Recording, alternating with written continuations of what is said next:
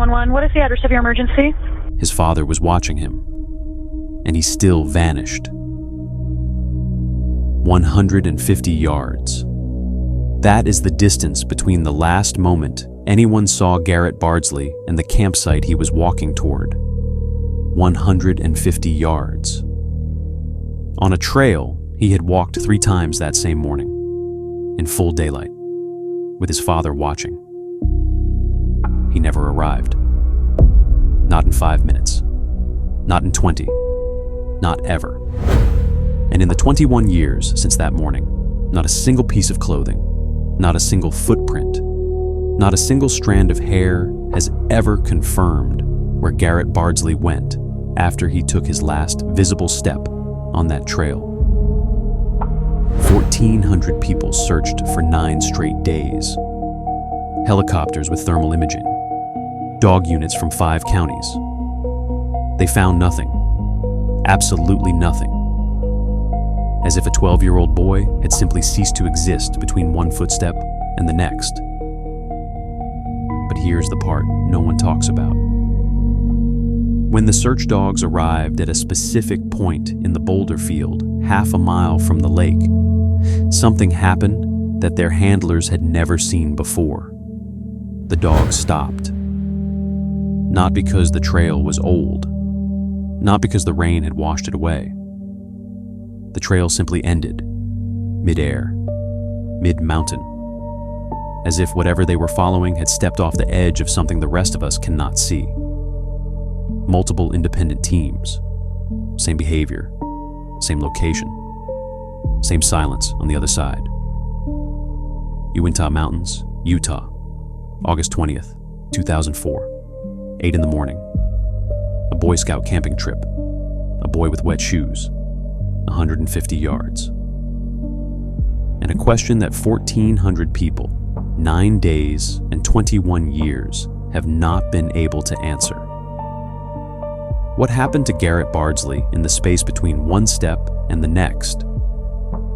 We are going to examine every detail of this case, the timeline, the terrain, the search, the anomalies, including the one thing the investigators documented but never fully explained. The thing the dogs found, and the thing they refused to go past. Because that detail changes everything about what we think we know. Garrett Alexander Bardsley was born on July 24th, 1992, in Utah. He had just turned 12, 3 weeks and 4 days before the morning he disappeared. He was the youngest of 4 children, raised in Elk Ridge, a small, quiet community nestled between Salem and Spanish Fork in Utah County. The kind of place where families know their neighbors, where summers stretch long and unhurried, where the mountains to the north are not a backdrop, but a destination. People who knew Garrett describe him in ways that stay with you. He was shy, the kind of quiet that isn't emptiness, but depth. He carried himself gently. His mother, Heidi, once recalled that Garrett had suggested the family sell their business to give the money to people who needed it more. He was 12 years old when he said that. He was the kind of boy who noticed things, who thought about people, who, according to his father, Kevin, always wanted to help. He was a Boy Scout, and that matters, not as a detail, but as a window into who he was. Boy Scouts are trained in outdoor preparedness. They learn to read trails, to stay calm, to signal for help. Garrett was no stranger to the wilderness. He had been in it before. He understood its rhythms. The trip to the Uinta Mountains in August 2004 was a standard Boy Scout backpacking excursion.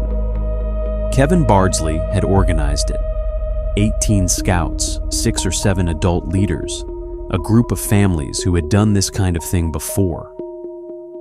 They had arrived on Thursday, August 19th, and planned to leave Saturday morning. One night out. Familiar territory. Nothing about the planning suggested anything other than a routine camping weekend in one of Utah's most beloved mountain ranges. The Uinta Mountains rise out of northeastern Utah like a wall. They are the only major mountain range in the contiguous United States that runs east to west rather than north to south. A geological anomaly, ancient and indifferent, shaped by forces that were old before humans existed. Kings Peak, the highest point in Utah, rises to 13,534 feet within these mountains. The air thins. The tree line thins. And then, at a certain elevation, the trees give way to something older: granite, wind, and a silence that has no bottom. Cuberant Lake sits at 10,426 feet above sea level. Its name comes from the Ute language. It means long. The lake is cold even in August, the surface gray-green and still in the morning hours, reflecting the dark ring of pines around its edges. The Cuberant Lake's basin is surrounded on most sides by steep inclines that make casual navigation nearly impossible. The only reasonable access is by a single trail that branches off the lofty lake loop, a marked path that experienced hikers use to reach the basin each summer. One way in, one way out. That morning, August 20th, the sky was clear. Visibility was good. Kevin and Garrett woke early, before the other scouts, before the mist had lifted off the water, and walked down to Cuberant Lake to fish. It was one of those mornings that feels like a gift. Cold air, still water, the smell of pine resin and lake mud, the soft creak of boots on a dirt trail. Father and son, alone at the edge of the lake, with fishing lines in the water and nowhere they needed to be for hours.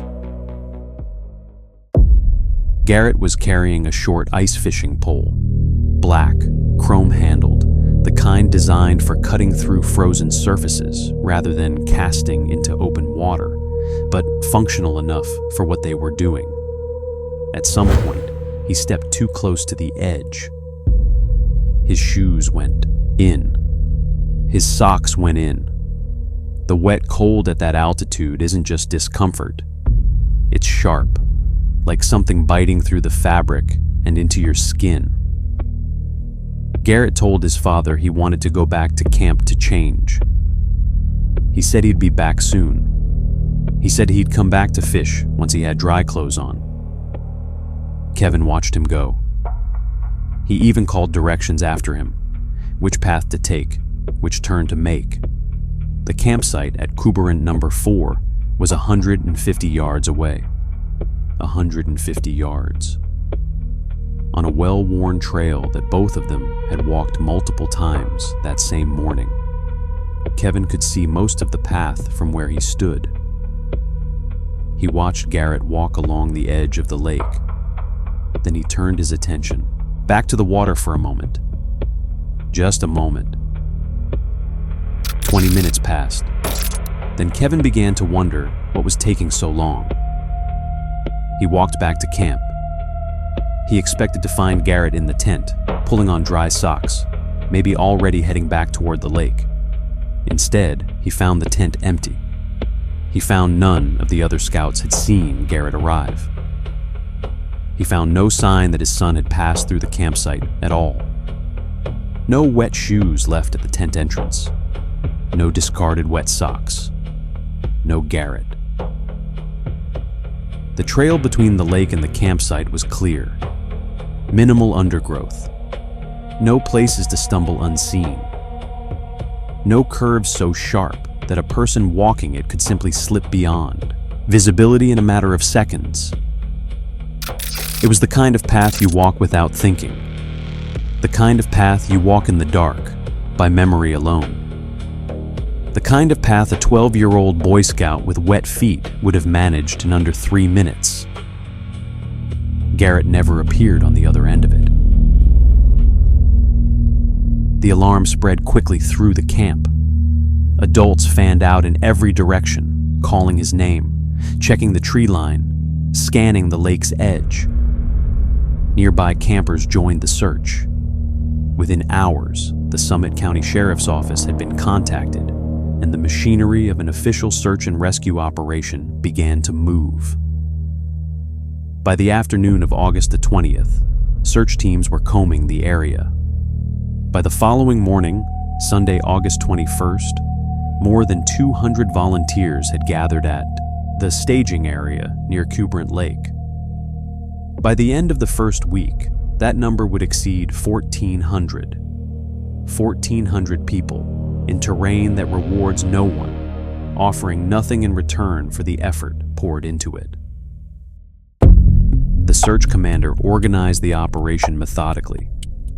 Teams on foot, teams on horseback, helicopter units sweeping the ridge lines and the open granite fields above the tree line. Thermal imaging deployed to detect body heat in areas too dense for visual inspection. Dog units, multiple teams trained for wilderness search from 5 separate counties, brought in to trace a scent that should have been fresh, should have been strong, should have led somewhere. The terrain at Cuberant Basin is not forgiving. Steep inclines drop suddenly into boulder fields, acres of granite slabs piled on each other over thousands of years, creating a landscape that resembles a labyrinth more than a mountain slope.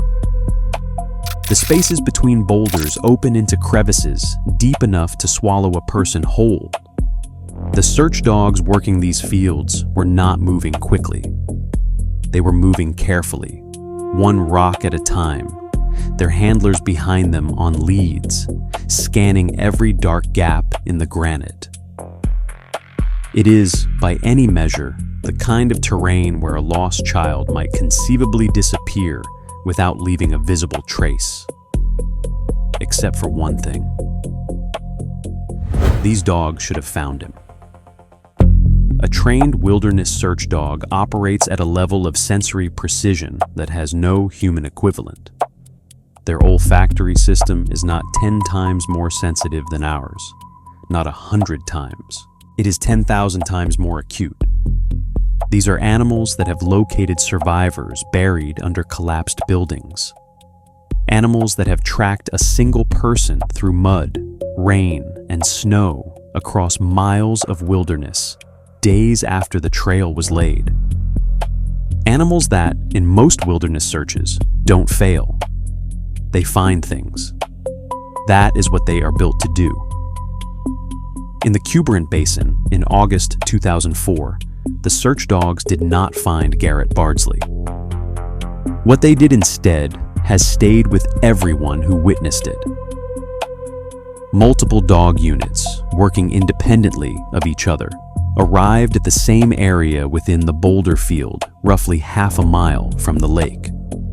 And there, the dogs began to behave in a way their handlers had difficulty explaining. They circled. They lost the scent entirely, then seemed to reacquire it, then lost it again. Not because of competing smells, not because of rain or wind disruption, but as if the trail had simply ceased to exist at a specific geographic point. As if Garrett had walked into that boulder field and the ground had stopped recording his passage. One dog team's report described the behavior as consistent with a scent termination. Not a fading, not a gradual weakening, but a stop, like a signal cut off. Search coordinators noted it, documented it, struggled to account for it. In 9 days of searching, across a 3-mile radius of some of the most thoroughly combed wilderness in Utah's search and rescue history, no trail led out of that boulder field. No trail led anywhere. And that is when they found the sock.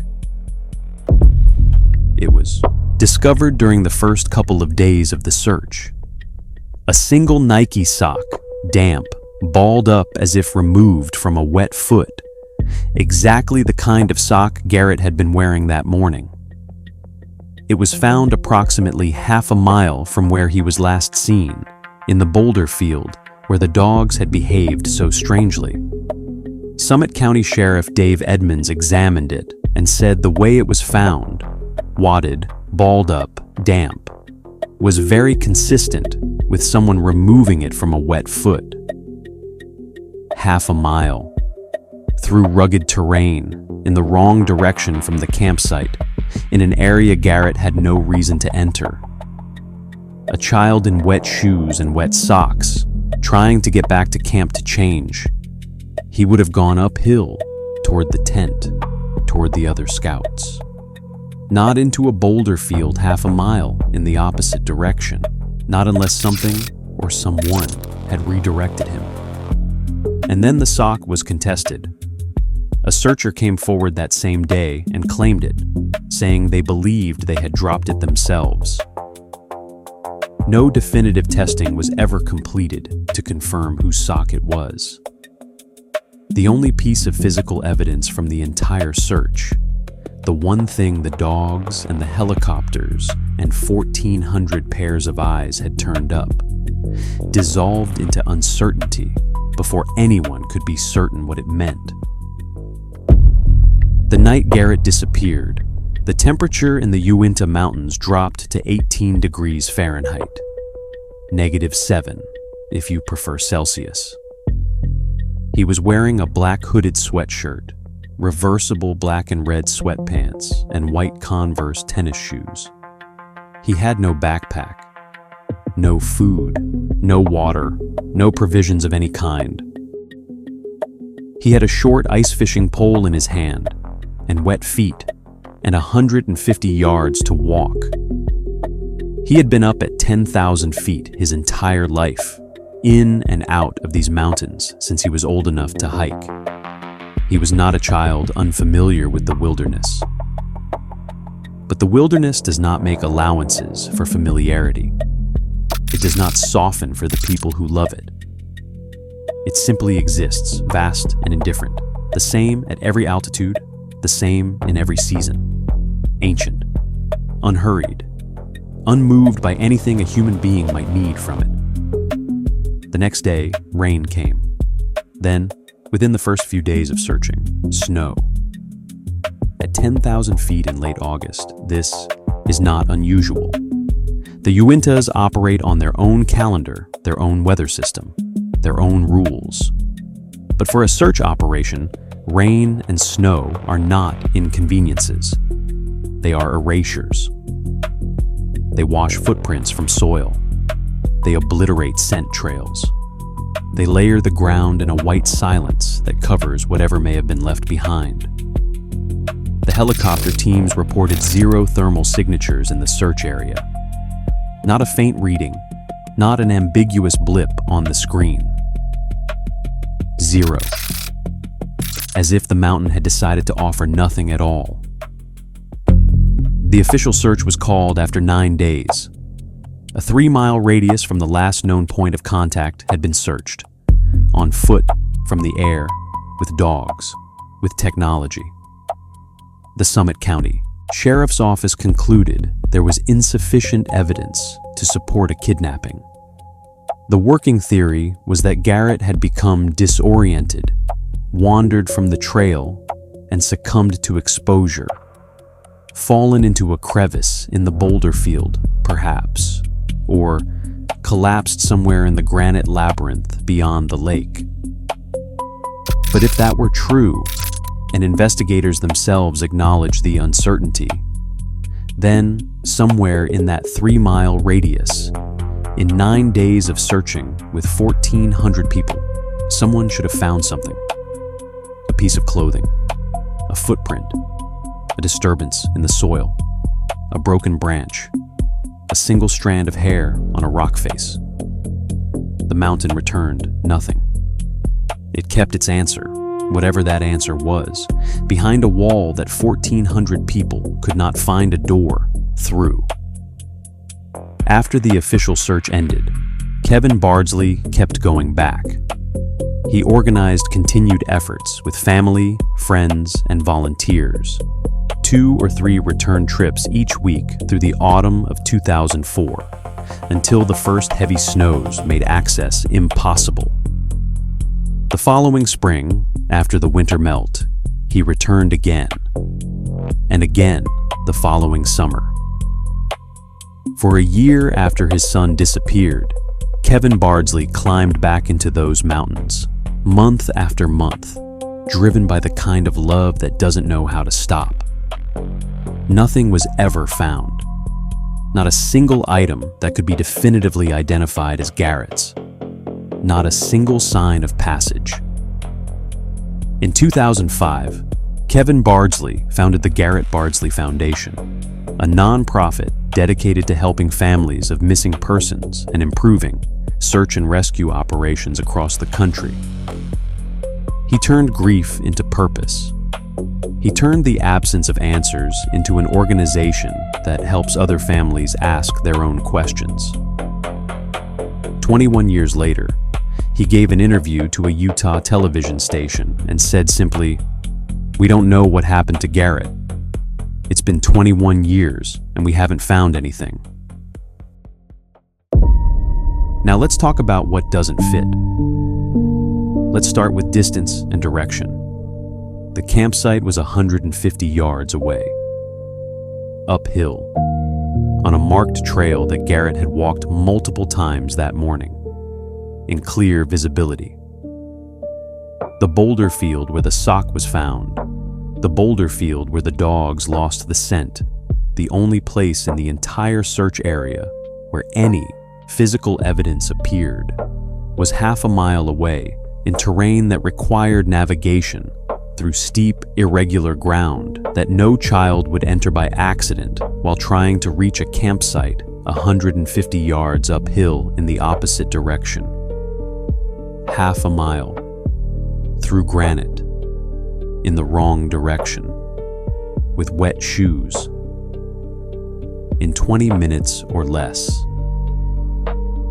And the sock itself, found balled up, damp, as if carefully removed from a wet foot.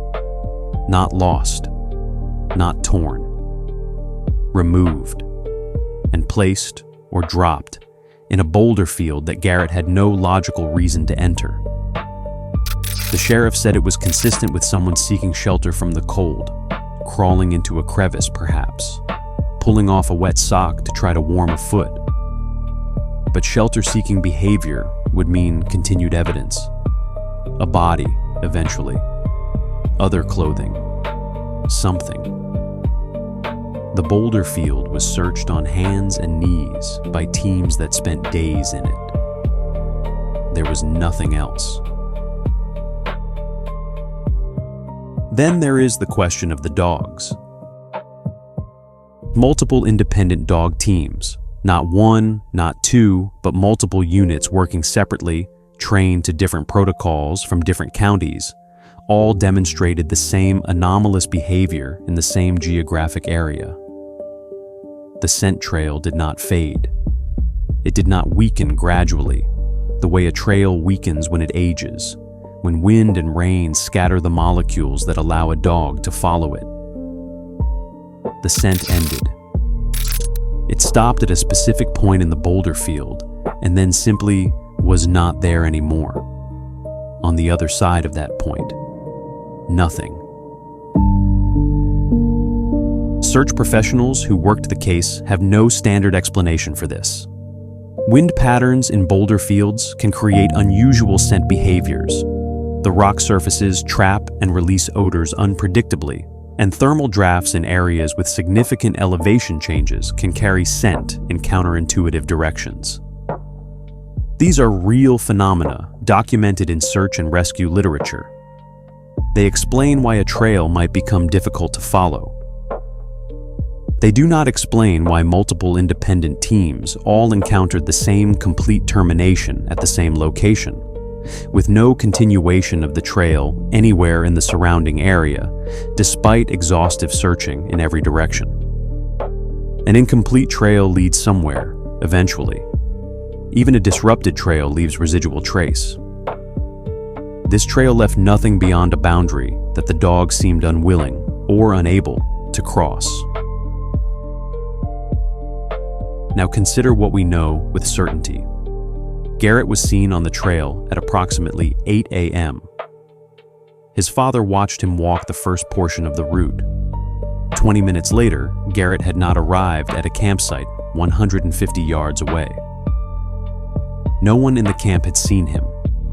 There were no sounds of distress, no shout, no cry. The camp was not distant enough for sound to dissipate. 150 yards in open terrain, with adults present in the quiet of an early morning. If Garrett had fallen, they would have heard it. If he had called out, they would have heard it. The silence between the lakeshore and the campsite that morning was unbroken. The rational explanations have all been considered. Exposure and disorientation. Possible, but it requires Garrett to have traveled half a mile in the wrong direction in under 20 minutes, then vanished so completely that 1,400 searchers and 9 days of effort found no physical evidence beyond one ambiguous sock. Animal predation, considered, ruled out by the absence of any biological evidence in the search area. No blood. No disturbed soil consistent with a struggle. No indication of any predator activity. Kidnapping, evaluated, deemed insufficient in evidence, but never fully excluded by investigators. A vehicle could reach the area via the service road approximately a quarter mile from the lake. The early hour. The boy alone on a trail. The complete absence of evidence afterward. These are not comforting facts to sit with, but they are facts. And then there are the cases that researchers and wilderness investigators point to when they study disappearances with these particular characteristics. The wrong direction travel, the scent termination, the complete absence of remains, as part of a larger pattern that no single explanation accounts for cleanly. Garrett's disappearance at altitude, in a remote basin accessible only by a single trail, with no physical evidence left behind, is not unique in the documented history of wilderness disappearances. It belongs to a category of cases that repeat certain details with enough regularity to unsettle even the most methodical investigators.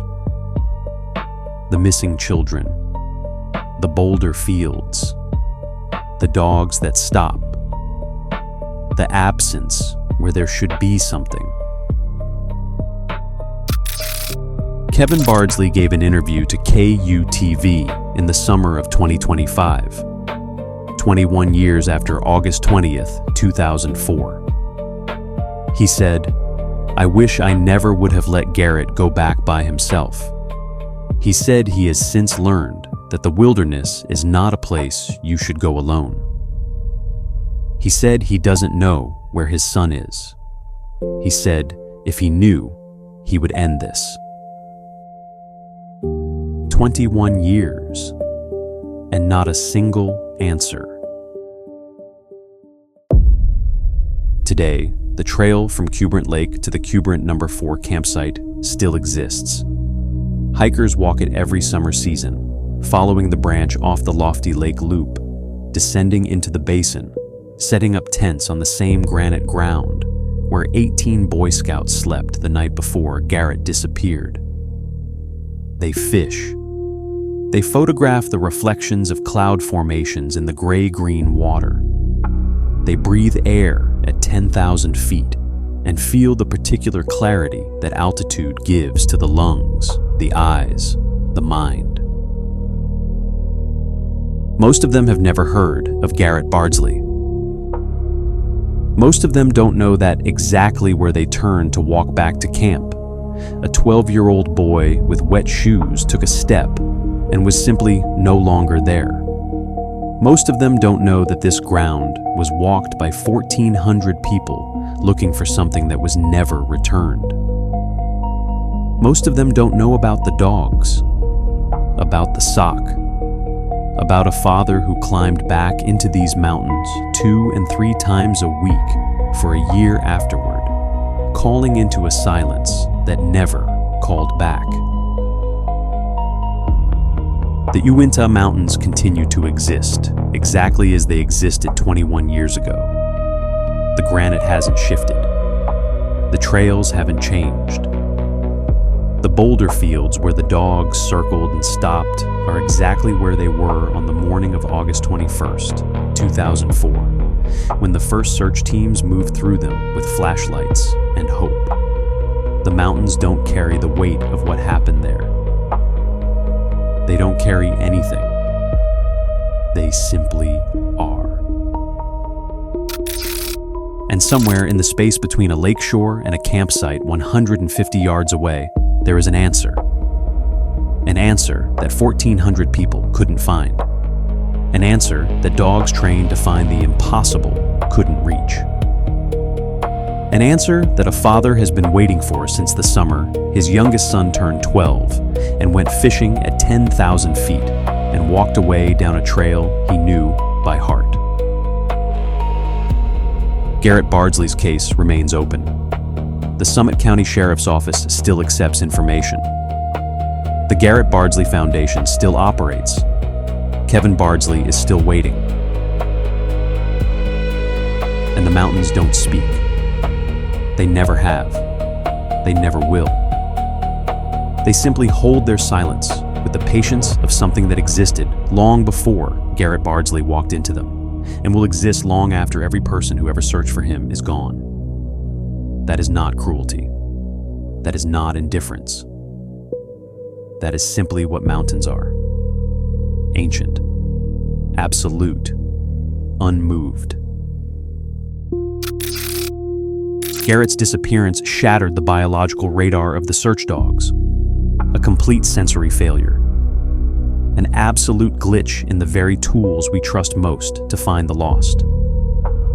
And that same paralysis, that same inexplicable refusal of trained animals to follow a trail that should exist, appears again at Crater Lake, Oregon, where search dogs arrived at a specific point in the wilderness and stopped cold, unable to track Samuel Boelke beyond the edge of what we understand. Click the video on your screen to enter that case, and to close the circle of this anomaly.